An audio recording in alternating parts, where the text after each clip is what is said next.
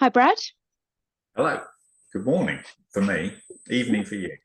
It is almost evening. Thank you for agreeing to come on University Challenge, the podcast.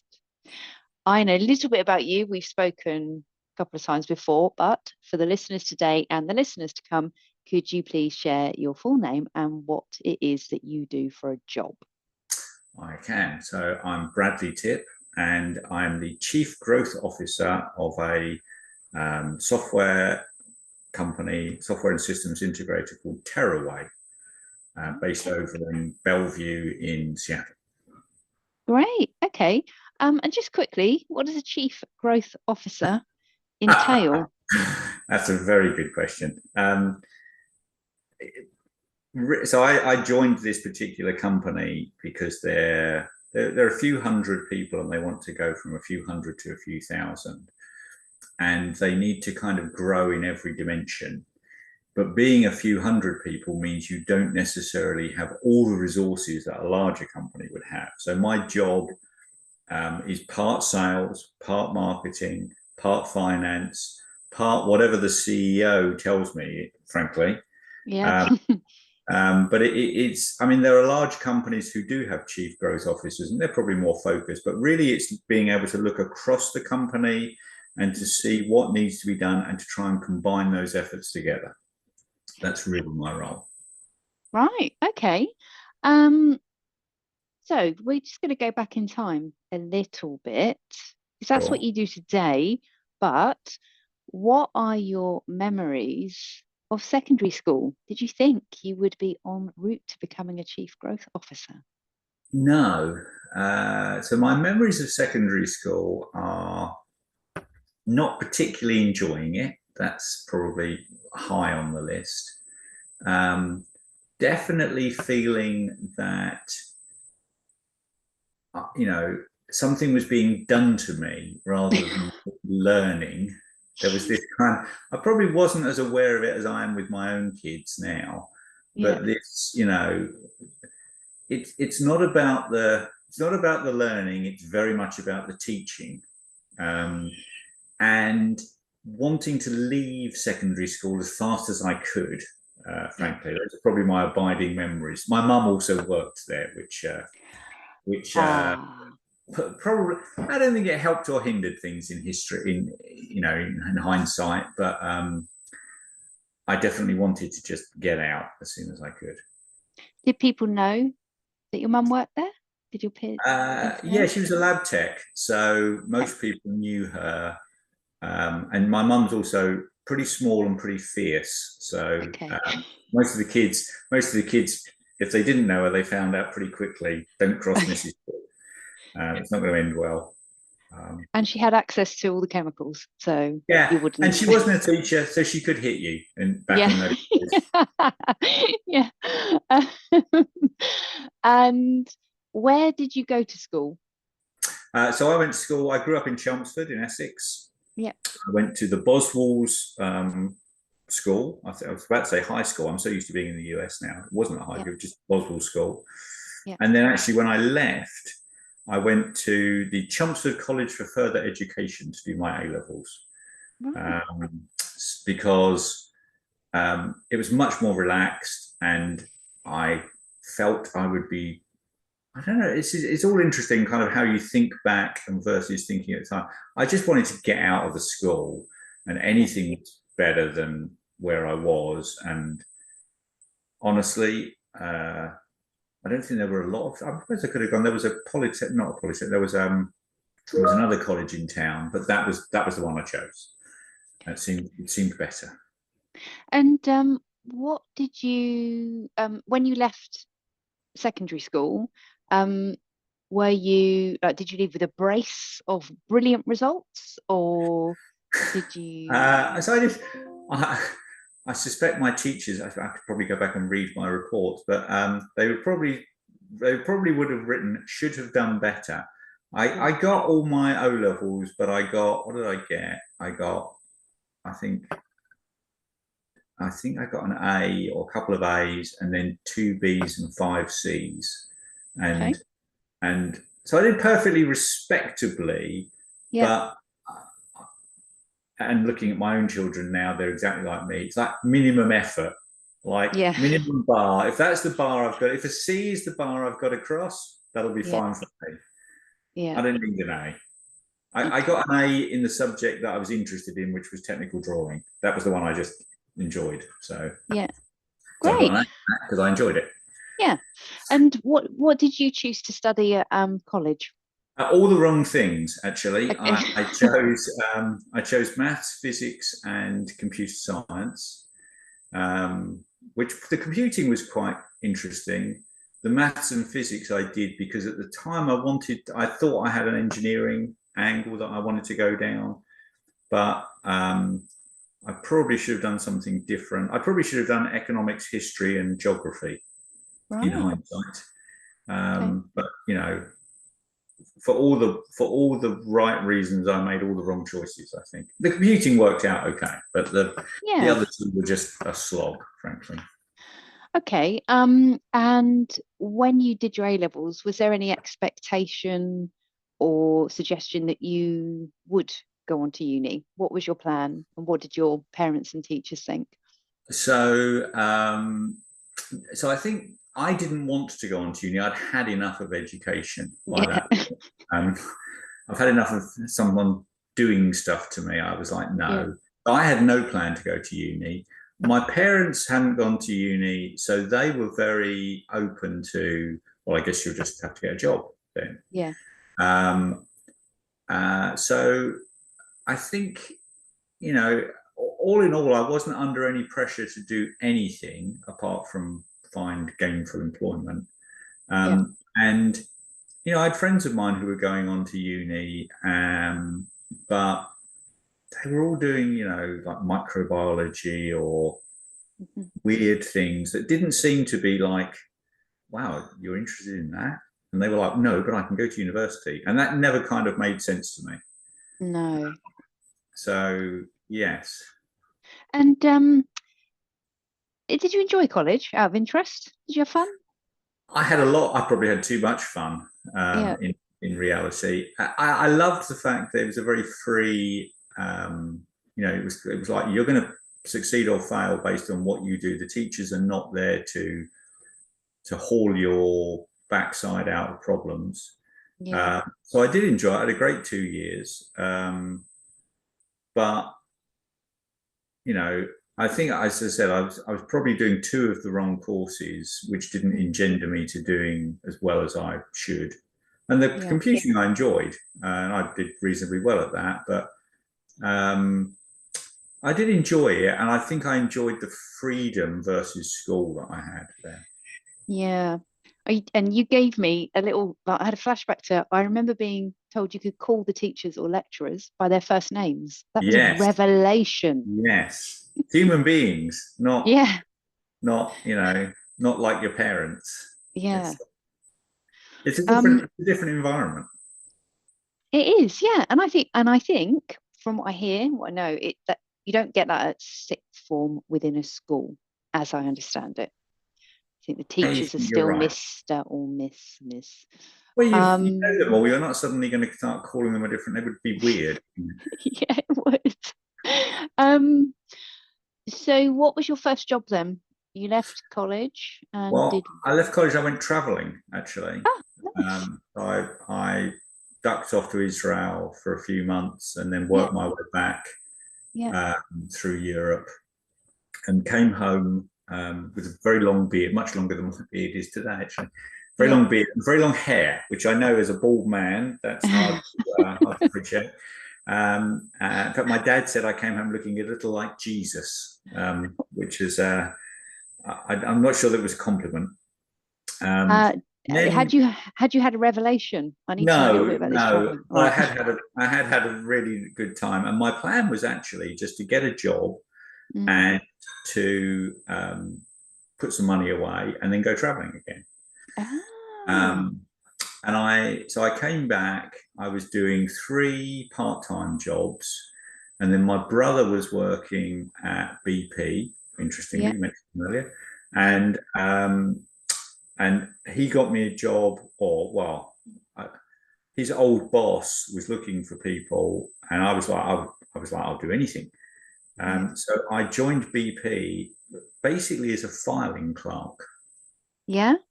I worked for a group called, I can't remember, I think they're called like Central Services. Yeah. And at the time, I mean, maybe they still do, you had that everyone, every department had a filing system, and they needed people to run that and also build new ones and renovate them and do whatever. Yeah. So I joined as a filing clerk at BP. Wow. Starting at the bottom for sure. Yeah, I mean, literally filing people's Yeah, paperwork. Yeah. indeed.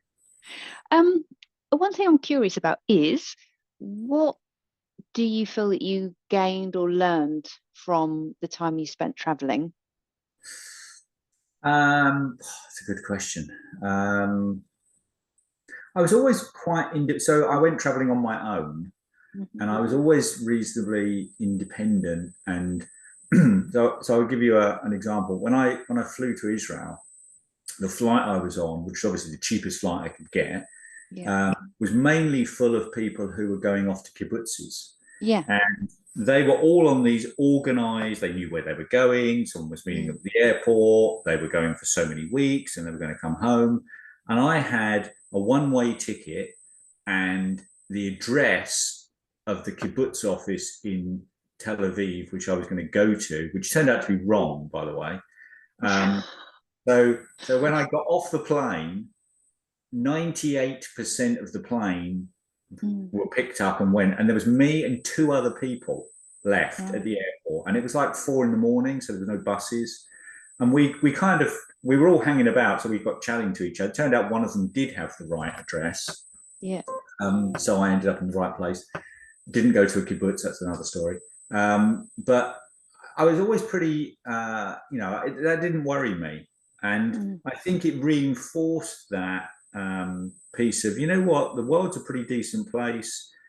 If you just kind of make a bit of an effort, it will turn out, lots of people will help you, and it's really interesting, and you're going to meet people you'll never meet in the rest of your life.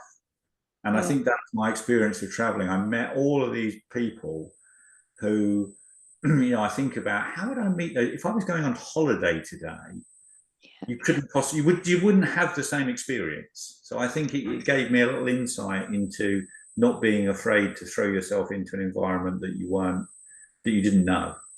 Yeah. And did you go to BP looking like Jesus?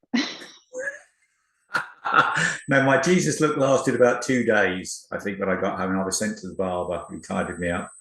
Okay, right. So no, it was a time when everyone was suited and booted. Yeah. And despite the fact that I was filing, that was you looked smart. Yeah. Part of the expectation. So no, a bit of a different look for sure. Okay. And a bit of a different, I mean, to go from college to a one-way ticket and the wrong address to a global corporation.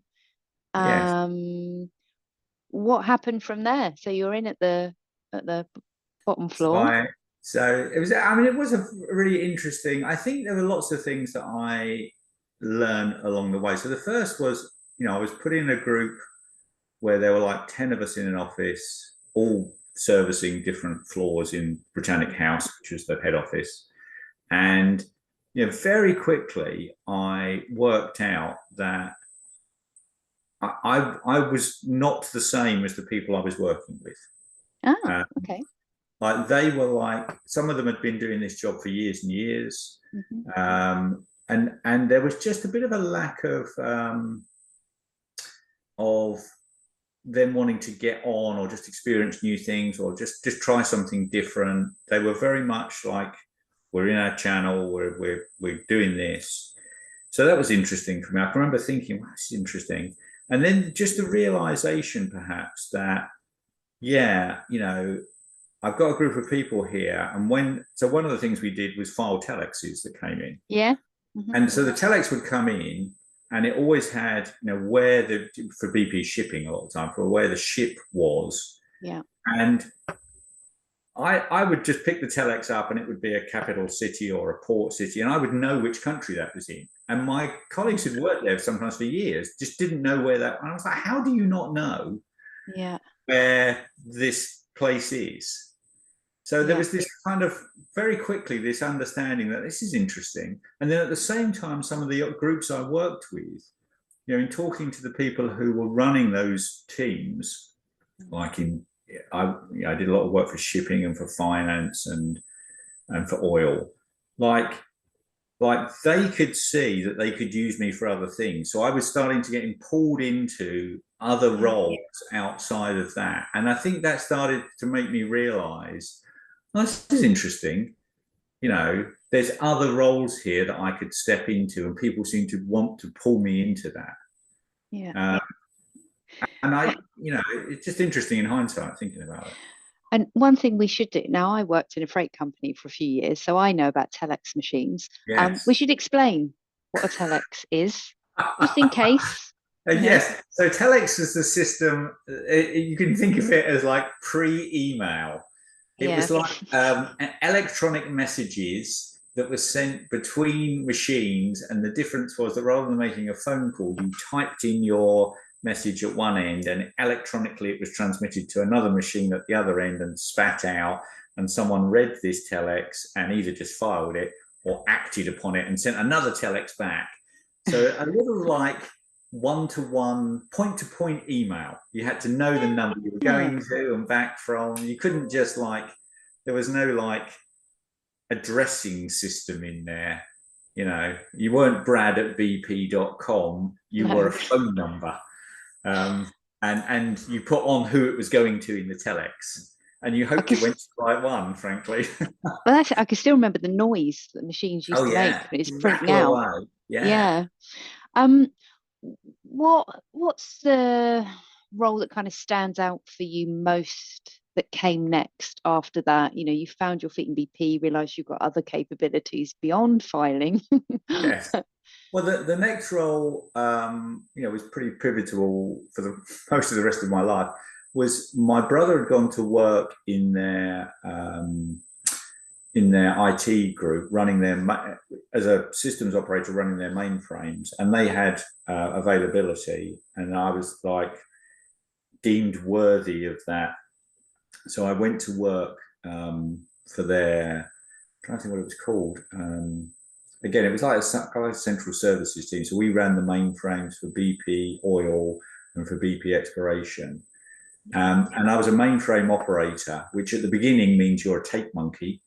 So again, for people who don't know, these big 12-inch reel-to-reel tapes that you would mount on the machine, and then there was a vacuum tube mechanism that enabled it, and the tapes would be read and written to.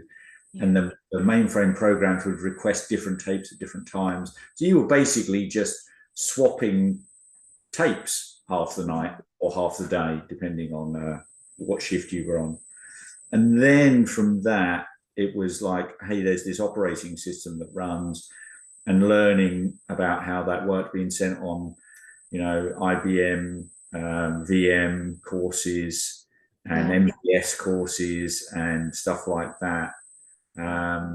So that kind of got me onto the IT side. And at the same time, PCs were literally just being born. There's a good story about BP bought the first 5,000 IBM PCs when they came out. So we had a machine room with them stacked up in. We didn't know what to do with them. But what we discovered was that IBM didn't have any of these. So the resale value was about 4 times what we paid for them.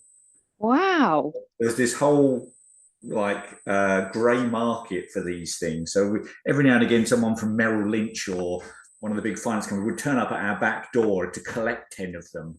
We weren't involved in the sale, but there was obviously something going on in the background. It was hysterical, really. Oh, that is funny.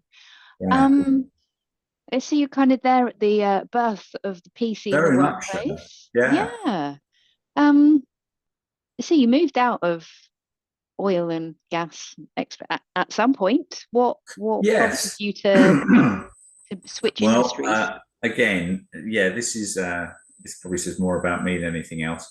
So I've been working for BP for about 6 years. I've kind of risen up through the ranks in this on our operation systems, and I was looking after some of the networking stuff because BP operated a wide area network. You know, if you were drilling a rig in Saudi, we had a connection to that, which at the time was probably quite kind of groundbreaking.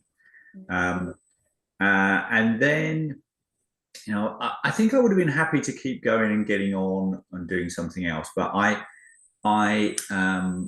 went to the London car show one year, and Lotus were just launching the new Elan, and I wanted to have a look at one. So in order to get on the stand, I basically agreed to buy one, and came back from the show thinking, well, I guess I better find a job that pays me enough to pay for it. So that was what caused me to go job hunting. Because I needed to earn more money, basically. We all need these drivers in our lives, and it's consistent. I have to say, on this podcast, something that crops up time and again, and it was key in my career choices. I wanted a BMW. That was mine. But at least 3 other people that have been on have said that an early aspiration for car of their dreams prompted them to go, I'm going to go after that. So interesting. Yes, same for me. So I went and interviewed. In fact, I spoke to an employment agency, and about wanting another job, and they were sending me off on these interviews, and I knew I wanted I didn't want to just go anywhere for the money. I wanted I want a good place. And at one point, the employment agency, I was basically turning jobs down. And the employment agency asked me if I would just go to some of their options, because I was constantly being offered. They looked good that I was being offered a job. So for a 3-month period, they were paying me for each interview I went to, just so that I could turn it down, which was kind of weird. And one of the interviews they sent me to was to Marks and Spencer's at Stockley Park, just north of Heathrow. And I liked that one. So I accepted that one. I think the employment agency were quite disappointed. They weren't, just send this guy along. So I ended up at Marks and Spencer's, and that initially I went in looking after, again, mainframes and wide area networking, but they were getting very much into the client server business, and so I had this PC background, and I kind of the Unix side of things wasn't hard to learn at the time. So that took me away from the mainframe world and into the client server world. And I was doing some programming then for one of their systems. So again, I was kind of more technically on that side. And I was there for a number of years. And then what happened was, I was using a Unix and OS2 client server system, and Windows NT launched. And I was like, oh, this is interesting. I could have the same environment as client and server, and that would make my life easier. And so I started advocating for that with the manufacturer that I was using on the client server system. And at the same time, Marks and Spencer's were doing training on Windows NT, and I convinced them to do one of these training packages. So rather than going on a couple of courses, hey, why don't you buy this package, which gives me 6 courses for the price of 3, and the exams for Microsoft Certified System Engineer. Okay. So I was like, I wanted to do this, and I just threw myself into it. And I think it only took me 3 months to do the entire thing. And then my wife had gone to work at Microsoft, and she was like, we have these people called systems engineers, and they seem very much like you. You should come and talk to them. And so that was how I made the leap from doing a technical role in a company to doing a technical sales role in a software company. So Isn't that interesting? Because I sort of see like your brother was at BP Yes, and then your family wife was at, connections. You always need family connections. yeah, but but I like that your wife has gone. I think these people are a bit like you. Like, Yeah, I well, think you would enjoy this. she Yeah, was doing a sales job, and she just said to me, "We have this group of people because I mean at the time Microsoft UK was probably like 300 people, yeah, so you know you knew everyone there." And mm, she was like, "There's this group of guys, and they seem to do exactly what you do, yeah, um, you know, and I think they seem to be having more fun." And yeah, I think we'd started to. I think she became aware of what stock options were at that point as yes, well. So, and I think I was like, yeah, that looks like a really interesting company. They're an American company. I might get to travel. yeah, You know, it was a new era. It was 96. I joined Microsoft. So obviously we had all the Windows 95 hype the year before. yeah. Um, so yeah, so the very natural kind of thing to make the move. And that's three very different industries. Yes.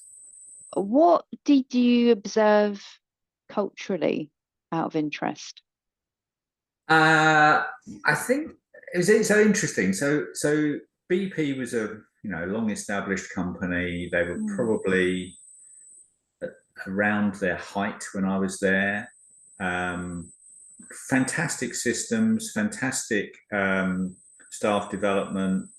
You know, they really had it struck me that this was when I went to work for them, it struck me that, yeah, there's a lot of people here and everyone knows how it works. Very mm, orchestrated. Same with Marks and Spencer. mm, I kind of went to work there at certainly their height. Um, and they were so mature in how they behaved around staff, how they recruited people, what they recruited them on, and then once they got them, what they were going to do with them. And the fact you went out to the stores, it didn't matter what job you were in, you went out to the stores and you worked in the store for a while yeah, because that's the sharp end. That's what we're here for. yeah, yeah, Everyone else is there to support the store and the customer engagement. yeah, And then I went to Microsoft, who were, I mean, they weren't a young company when I joined them, but they were, and still are, I think, unbelievably immature in how they hire, how they promote, how they look for diversity, how they, even to this day, mm, they're it's very, what's the phrase? What's the right phrase? It's very like, we're just hiring this widget. And as long as you fit the widget, you're in, and great, and mm, everyone will love you. But really, we don't stand back and think about how we really, really do career development, how we make people valuable to the business, how we move you between departments. mm, At M&S and BP, if I'd have at one point at BP, they were kind of interested in putting me into their graduate track, even though I yeah, wasn't a graduate. yeah, And they were like, I was like, well, what will happen? And they were like, well, over the next 10 years, you're going to work in all these different departments. yeah, Because their view was in 10 years' time, you'll have this great bunch of experience and you'll be really valuable to us. And yeah, Marks and Spencer's was the same. They were yeah, like, if you were a buyer, you yeah, bought shoes for 2 years and then they moved you departments. And you thought, well, hang on a minute, I don't know anything about women's underwear. I'm a yeah, shoe guy. No, you're a Marks and Spencer's person. You're a buyer. You need to yeah, know all these departments so that in 10 years' time, when you're heading one of them, you understand the impact on the other groups. yeah, Microsoft, high contrast, is vertical to the ridiculous point where actually, if you work in a particular group yeah, and you go for a job in another group, their attitude is not, well, you have all this Microsoft experience. It's, well, you don't know anything about finance because you've worked in public sector for the last 8 years. yeah, And you're like, yeah, but I know how Microsoft works and I know yeah, all the vertical stuff. And if you bring someone in from a finance background, they know none of that. They may know yeah, finance, but they don't know any of that. And yeah, it's a real, I see it to this day. They're constantly, they still to this day do not think like that. And I'm gobsmacked, frankly. And so, what happened to you there? Where did you live? Which vertical did you live in, Brad? So I joined the wonderful world of public sector, Yeah, which was completely new to me, never having yeah, worked in it. yeah, But I have to admit, I loved it. We were dealing with, we did everything at the time. We did local government, we did national government, we did the police forces, did a little bit with like the intelligence services, which was very yeah, interesting. So I did that for a while. And then, and during that period, I'd done some work with universities back in the day when we were trying to get them to use Visual Studio to just do yeah, something, anything, frankly. yeah. And Just buy it, please. well, we'll give it to you, frankly. Yeah, Actually, that's probably an interesting point for you in this. In that, I can remember being in about 2000, going to Southampton University and talking to them about the use of Visual Studio, and they were like, "Well, I can't see why any of our students would be interested." And one of the lecturers said, "Actually, our CS 101 course is going on at the moment, which is the big, like 300 people, 300 students in it. Why don't we go and ask them?" I said, "Great," because I knew that the students would think differently. We went into this big lecture hall, and then one of the lecturers said, "I've got this guy here from Microsoft. He's got a proposition for you. I'm interested." So I said to them, "Look, you're all doing a degree in computer science. Recognize we're not replicating that. But how many of you would be interested in doing a Microsoft certified Microsoft certified developer course at the same time? So you had this certificate at the end of your course." yeah. And out of the 300 people, 299 of them put their hand up. Wow. And the one guy, I can still remember, he was sat right in the middle. He didn't put his hand up. And I said, "Oh, you're the exception." And he said, Yeah. "I'm already doing it." Oh, wow. And they were all, their view was, "Yeah, my degree is kind of handy, but when I look for jobs, Yeah, everyone wants you to be a Microsoft certified developer. That's a real nail in the, that's a real something I can hang my hat on." And the lecturers were amazed. They were absolutely amazed that any of their students would value that over their degree. and it's so, God, like you say, it's so telling. Yeah. And how did you how did you feel sort of that the first time you were in a university was to go in and highlight Well, to university? I've always felt hugely fraudulent, and most of the rest of my career has been spent in and around universities and research organisations, and I kind of chuckle a lot because I'm talking to these people, and I'm like, if you knew my educational background, I wouldn't be allowed on the premises, or I would if I was cleaning your floors. Yeah. And yet there they are listening to me give them advice about what they should be doing. So the irony and imposter syndrome I've certainly felt a few times, but having done it long enough, and probably there's something around lack of awareness on my side as well. I've more and more I've realised that education is not working the way that it should work for most people, and that this certification program that goes on with getting your degree is very broken in terms of what you're going to do with it in terms of the rest of your life. I still, you can look at a job advert for a company today and they'll say, "We want 10 years experience and a degree." And you're thinking, so if someone's got 10 years experience, whatever degree they did is 10 years out of date. And you don't care. You're not saying, it's like, "We want this thing in your past that you've done." Why? What does it matter? It's 10 years ago. Yeah. The world has changed so dramatically. and yet companies are still stuck in this, in this kind of self-fulfilling prophecy. And it is, I was just sort of thinking about when we go back to like the tech you originally worked with, and I remember like telexes as well, and having to have IP addresses for websites instead of Oh yeah. searching.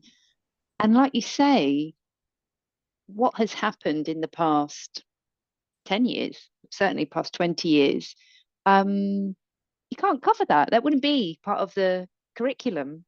No, Yeah. one of my favorite questions to ask people at interviews is either tell me how a computer works, like what are the Yeah. components that you need, and they're not Yeah. taught this these days. Oh, you need an input-output system. Yeah, keyboard and mouse. You Yeah. need a screen. You need, memory. You need, Yeah. and if you ask people, the smart ones will actually figure it out, even though they've probably never been taught it. Yeah. And even better, I ask people, when you turn a phone on, Mm. or you turn a computer on, how does it manage to talk to a router? What's the walk me through the process of DHCP. I mean, I don't tell them it's DHCP. I just tell them, how does that happen? And I will get smart people and they'll say, I've never really thought about that. Well, I guess when you turn it on, it must say, I'm here. And something must acknowledge that, and there must be this process. And they can actually, the good ones will build you the whole process in like 20 minutes. Yeah. But it staggers me that no one is taught this anymore. No. And if you didn't grow up with it, that this layering that's happened where constantly people are being pushed up the stack means that the knowledge of what's going on down below is absent. Yeah.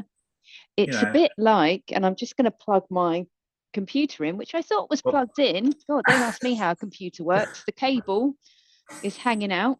Oh dear. Yes. I wonder if it's a bit like people who don't know where their chicken comes from. They think it comes from a pack in a supermarket. I think that's right. Or it's like my kids who have no idea that if their car doesn't start, what's the process you would go through to, well, when you turn the key, do you hear anything? Do the lights, oh, you've got power, the battery's working. Okay, so this is the starter motor working. And they look at you like, what's that? They have no, if I lift my eldest boy, if I lift the bonnet on the car and asked him to identify parts under there, he wouldn't have a clue. He seriously wouldn't have a clue. And maybe it's the reliability of their cars these days. I mean, for you and I, we both grew up in an era where you damn well had to know what to do because your car was going to break down at some point. My car had a choke. Yeah. Yes, indeed. Yeah. And now we live in an era where, I mean, my eldest boy, we got him a stick shift, as they call it here, because we wanted him to learn that because we thought it would be a good, valuable thing. My youngest one has an auto because his next car is going to be electric, and that could cost years. So, but equally, just that basic, as you move up the stack, you miss this base level of knowledge that allows you to do like basic root cause diagnosis. I often had, I think that's one of the things that I had from the beginning that is still valuable today, where there will be a problem, and it's the ability to start going back down and just doing the basic. For me, what is me the basics? Well, let's swap these two parts over because that will tell us whether it's A or B that is broken. And if neither of them work, well, it's probably not that. It's probably something further down the chain. And it worries me. I don't know if that's the right word. I'm just staggered that some of these people with incredibly high level degrees from very good institutions are lacking some of the base knowledge that I think you need in life. And so, to come back to your point, sometimes when I'm in universities, I'm looking at them thinking, how do you not know this? Yeah. Why am I here having to explain this to you? You know, And there were a couple of points that you sort of raised in my mind. What one is what prompted your move to work for a smaller software organization? So you left Microsoft. so what prompted me to leave really was a couple of things.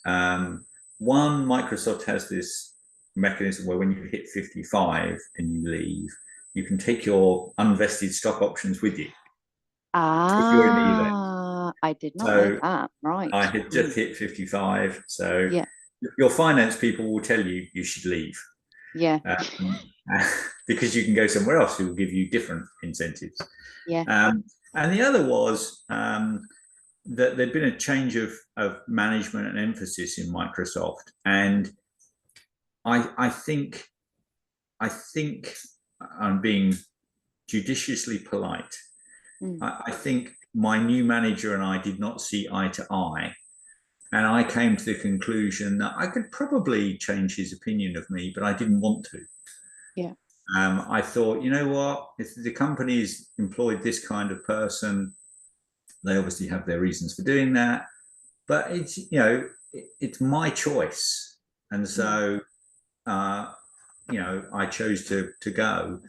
And the company I've gone to and actually tried to employ me last year, they had a new product they were bringing to market and they approached me. So I knew that there was an opening, and also I just think the opportunity to go and work in a completely different sized environment. Yeah. It's certainly been a roller coaster the last year in terms of learning how they work and how they don't work. And it's been fascinating as well being a partner again to Microsoft. I was a partner. I had a couple of years out at Capgemini many years ago. But being a small partner and seeing how you're treated, both good and bad, is illuminating. So. And did you find it challenging to go from operating in very large corporates for most of your career to then working for an agile, because that's the word, isn't it? Nimble, Certainly agile is. Yes. organization. Did you find that you had to take time to settle into that? I Has it think I'm still challenged you in a settling different into way? it, if I'm honest. Pardon? I think I'm still settling into it. Not 8 months on. Okay. Yeah, it is very different in every respect. And I don't. I think there are lots of things. There were lots of things I kind of thought, oh, well, this would be different and that would be different. But the most interesting thing to me, and I think this is particular to the company that I've gone to and to the CEO that I have, is they are so invested in their people. Like, if you get someone who's not performing, it's not a case of, okay, well, we'll just get rid of them. It's a case of, okay, well, what do we do about that? How do we change their role to be something where they're more interested, where they can perform? I think in the 10 years, we just had our annual meeting for the company. And in the 10 years that the company's been around, we haven't fired a single person. Wow. Which is pretty amazing, really. In every case, it has been, no, let's adjust your role to the thing that fits you and fits us. Now, you can argue when you have less people, those people are more valuable to you. In both ways. You're smaller in the company. There's more for you to do, but you are an asset to that company. And I think one of the learnings in going to a smaller company that I've learned is that a lot of these big companies may win the title of best place to work or whatever. Actually, they do not value their employees in the same way that small organizations have to. And you've only got to look at all of the tech layoffs that have gone on in the last 3 or 4 months to see that. that Yeah. in a large organization, in many large organizations, you're a disposable asset. You fit or you don't fit. And if your particular jigsaw piece is decided they're going, you're gone. Yeah. And You might and get that, to go on a performance improvement plan before you go as well. if you have the choice of that, yes, and so I think it goes back to joining Microsoft 24 years ago and realizing that they were pretty immature at that stage. That even today, the large tech companies, the downside of them, and I suspect this is true for a lot of other companies as well, but because the tech sector has been so attractive and has paid so well, Mm. that the downside of that is really the way it treats its employees is not very good. Mm. You've seen some extreme examples lately with Mr. Musk at Twitter, but I think that's just a very public version of what has gone on in private. I mean, as you and I know, Microsoft every year has had rifts that have gone on. People are rift, and it's not usually the people; it's the role. I mean, that always made me laugh. It's like, hang on, this person is really good, Mm. and you're going to get rid of them. Well, if they can't find another role, and I'm like, they're an asset, and you're making it their responsibility to, surely you want to hang on to that person and find the right role for them. Mm. And that kind of disposability, I think in time will haunt them. There'll be a point where they have to change.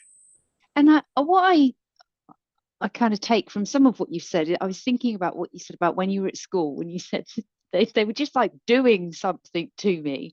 Yeah, And you can end up in some workplaces where you feel like things are being done to you that you totally. don't like. Yeah, Um, but you've been very clear on saying, well, actually, I do have a choice and I can yes, choose to yeah. go there or there.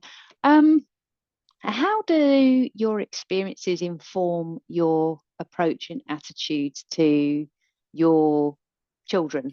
Because you've mentioned your Excellent sons. question. Yes, that's an Hmm. excellent question. I think I feel very lucky actually. When I look, so the area that I live in is dominated by Microsoft, Amazon, and Google. I think half the parents at my children's high school, which is public high school, work for Amazon, Microsoft, or Google. That's Wow. not a normal place in the world, frankly. Um, and the pressure I see on a lot of those kids to go down a particular path because their parents went down a particular path, and that has led them to a job in Microsoft, Amazon, or Google. And in America, in particular, being out of work means you lose your health care, Yeah. and and that can be catastrophic for people. Mm. So there is this, I always wondered why Americans work so hard, and it's Yeah. because fear of layoff, because Yeah. there are no social safety nets here, Yeah. is genuinely frightening. It's a genuinely frightening thing. Yeah. So I think against that background, I do understand why the parents behave the way that they do. I think we've been very lucky in that because neither my wife nor I went to university, we haven't felt that imperative with our kids. Mm. And my eldest boy, was a little like me. I think he felt like he had to get through high school, didn't really know what he wanted to do, but he's very social. He loves this kind of group dynamic that you'd all be working on something together and doing something. So he's just finished at culinary school, Yeah. and he's got a full-time role here in a restaurant locally. Yeah. But I think most of my peers here think I'm slightly insane to let my son do that. And I'm like, there are chefs that make a lot of money, Mm. you know. Okay, you got to work. It's a tough job. You got to work hard. The Yeah. hours are awful, as he's just figured out. Yeah. Uh, but he's enjoying it. He's Mm. doing something he likes. And then my younger son is a musician, and he literally just been for his audition to the Berklee School of Music in Boston, which is Mm. for non-Americans, it's a pretty unique music school in the world, actually, in that it's not a conservatory. It teaches contemporary music, and it teaches production and sound engineering and songwriting. So, whilst anyone getting a job as a musician, as a performing musician, is hard, the music industry has a huge number of roles and a lot of money. So there's a lot of opportunity in there, actually. So he hopefully will pursue that. But again, I think, all of his teachers at school, when he's told them what he's doing and they've said, well, what's your plan B? He's like, what do you mean? I'm going to music school. I'm going to this music school because it has a great, set of opportunities for me. And they're just like, music, that sounds frightening. That sounds frightening. It sounds like lots of unemployment. What's your plan B? Because you have to have a plan B here. Yeah. So I think I've been lucky. I think had I have gone down a different route, I would probably be pushing my kids into a university here, where I don't know that they would be particularly happy. Maybe you're just that crazy, eccentric English family. And is your wife from the UK as well? Yes. Yeah.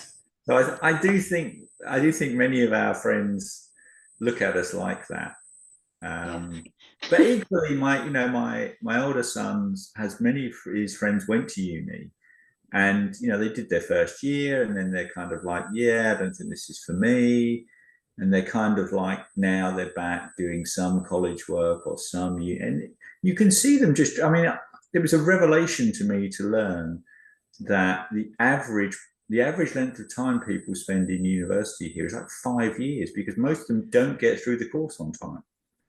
And quite often people will spend, they'll go into a 6th year, right, to just make up the classes that they need to. And because it is a much more, it's not as focused as UK universities where you're doing a course. You have to do a breadth of study. You can get people and they're like waiting on this one class to finish, and they didn't complete it, so they need to do it the next semester or the next semester. But it is a different system here. But I'm kind of glad at the moment. I mean, in some respects, my son's going into that. He's doing a 4-year bachelor's, hopefully doing a 4-year bachelor's degree. But really, that's kind of an aside. He's going to the School of Rock for 4 years. Yes. And he's going to be with his people, and that's the important thing to him. I think I've been lucky. And what do you think has kind of stood you in good stead throughout your career? If you could sort of pick up some, I don't know, traits or your attitude to life, what do you think has really helped you? I can think of the bad ones. I should have probably changed. I think very early on, I don't know whether I knew or I worked out that your personal traits are really important. Like, don't pervert yourself for a company or a boss or somebody else. That actually, if you make a bad decision and you're making that for the wrong reasons, it will come back to bite you in time.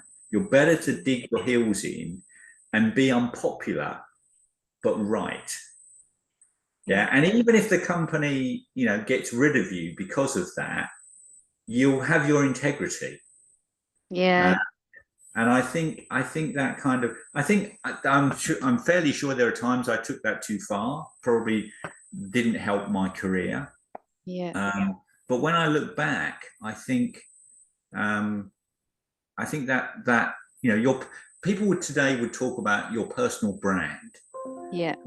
But I think it's integrity. If you've got integrity and you kind of know right from wrong. I can remember many years ago in Microsoft, them changing a policy where they were bringing in individualized targets for the technical salespeople. But we worked across different opportunities. I was like, I don't understand how this is a good thing, because now every time an account manager comes to me and says, "Will you work on this?" I'm basically going to say, "Well, what's in it for me?" Yeah. And I was like, "Is that the behaviour that you want?" Yeah. And I can remember the manager at the time really struggling to justify why and I was like, "But this is insanity." Yeah. And it's not like the company's not making money, and it's not like we're all doing well. And why are you doing this? And Yeah. they really couldn't explain it. And I look No. back at that today, and I still think, yeah, that was a terrible mistake. To take your technical people and operate them like that, you can do all of that without putting everyone on personal targets. It doesn't build the community. It doesn't, a lot of these things get lost when you do that. And that was exactly what happened. People became very like, "No, I'm not working on your opportunity because there's no SQL server in it, and I'm a SQL guy. Yeah. There's a little bit of Yeah. SQL. I need some help. Too bad." Yeah. You know, you get the behaviours you ask for. Yeah. I heard someone once say that it was like it was driving unnatural acts. Yeah, I yeah, love that, unnatural acts. But yeah, you're yeah, quite right. They do weird things to people when you do things like that to them. Weird things happen. They're not yeah. And always I not think good things. no, I think questioning authority Mm, is a good thing as well, and also realizing when authority is not there to listen. I yeah. can remember, again, you may remember this. There was a time in Microsoft where they decided we needed to fix our image, and they Right. sent people out to the subsidiaries from Corp to fix. And I was like, I remember sitting in the building and in this big meeting and saying, "Yeah, but the problem isn't here. The problem is at No. Corp, with your attitude and how your behaviour and this like intransigence and blah blah blah." And the guy who'd been sent over was just like, "Yeah, whatever." I was like, "Okay, I'll just shut up then." I wonder if it could have been the same person, because I came in through acquisition and we were told that we had to do this big program around customer and partner experience. Yes. And we were like, well, we understand how to treat customers, but the guy that came to see us told us to call him by his nickname, which of course nobody was going to do that because nicknames are granted, not Yes. demanded. But he sat there with his feet up on the desk, and I will never ever forget it. Just Yeah. thinking, what are you doing? No wonder people think you're arrogant because because you Because are. you are. Yeah. Yeah, Yeah. yeah. But it was Yes. I yeah. suspect I know Oh, exactly who you're hilarious. talking about. And yes, it was exactly that person. Yeah. Uh, Oh, I love it. Oh, we were meant to speak to each other. yes, I think so. Brilliant. So well, I often ask people what's next, but what are you hopeful for, I reckon, because you're only 8 months into your new current role. What are you Yeah. hopeful for the future? Well, I think professionally, I'm hopeful that we can take the company to the next level. Yeah. It's a tough thing, but I think we're making the right steps to do it. And frankly, we had a good company meeting recently, and you can see the evolution. So that's good. Mm, I think on a personal level, um, I think I'm really intrigued to see what happens over the next couple of years with this hybrid work, working from home, going back. Um, I, you know, I still don't feel like anyone can predict what things are going to look like in 2 or 3 years' time. And I think there's no. going to be more stratification of that. And again, I'm not sure what that means for companies and the situation. Microsoft are just finishing their campus, their reimagined campus, but 20%, it's only 25% of the workforce are currently on it. So, Wow. so what does that mean? What are they going to do with all those buildings? Uh, Yeah. or will the change? Will people go? I don't know. I'm fascinated to see what happens with that. And then for me, I think in the longer term, it's probably a return to the UK. Mm. I think I will retire in the UK. Lots of reasons. The National Health Service definitely being one of them. Versus, Yeah. versus life with no safety net in the US. Yeah. family, and I also think that the European, and I'll still include the UK in this because that more socialist behaviour. Mm. I find there are aspects of America that I find tragic because people cannot embrace that. And so I think in the latter years of my life, and I don't want to have to think about things like that, I think that would be more attractive. So I think for me, that's how I think about that. Professionally, hopefully that we can take the company to the next move. And then, interesting to see how the workplace changes work. And then, for me, I think in, I don't know, 5 years time or so, looking at going back to the UK. I mean, maybe I'll go back to the UK and continue to do this job, because you can do this job from anywhere in the world. Every possible. Yeah. But and actually interesting, because for your sons, they are working in industries, or will be working in industries, which don't have that kind of, oh, I might work from home today. It's like, No, they need to that's be very where they true. are. Yeah. But equally, both of those, I think one of the things they have is both of those skills are highly transferable. I mean, you can go anywhere in the world and be a chef. Yeah. You can go anywhere in the world and be a musician. Yeah. So I'll be fascinated to see whether they, and I think it's very difficult, because sometimes you look at your kids and you think, oh, this is going to be the one that stays at home, and they're the one out around the world. Oh, this is the one that's going to travel, and they're the one that actually stays close to home. So I'm fascinated to see, in the same way that I didn't expect to be, when you talked about right at the beginning, you talked about being in school. I always wanted to go and live in another country, but I certainly never expected to go and spend 10 years in Seattle. No. And that's been it's such a different thing to live in a country than it is to visit a country. Yeah. And you gain enormously from that. You gain perspective that you would never have. And I love that my kids would do similar things and go and live in places. And then I think you break down these barriers of people tend to have when they label people and put them in boxes. You get good at stopping that from happening. So I'm fascinated to see where they end up. And actually, I just thought, so you've gone from a position where you've challenged the view that many people have about what it takes to get into a large corporate. You've challenged the view that you need a computer science degree to have a career in tech. And you've challenged educational institutions by educating them on what they could be teaching their students. And you're currently challenging the views of people who have very strict ideas about how you make it in America. So this is even a challenger all along. I've never really thought about it like that.